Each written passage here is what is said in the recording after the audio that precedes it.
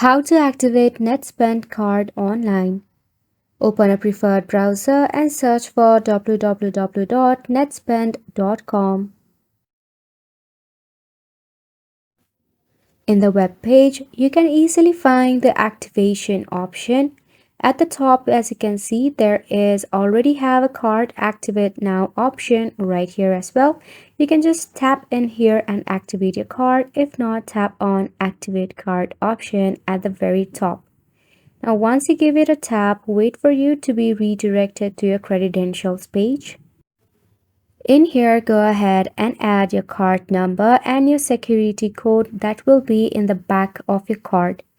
You also have to go ahead and upload any of the verification documentation that it can ask for or provide your personal information.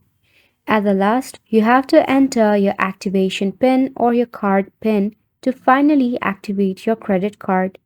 If you encounter any of the issue regarding your activation of your card, you can feel free to reach out to the customer service for assistance.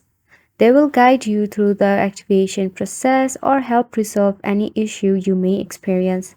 And that's pretty much it for this video as well. Thank you so much for tuning in.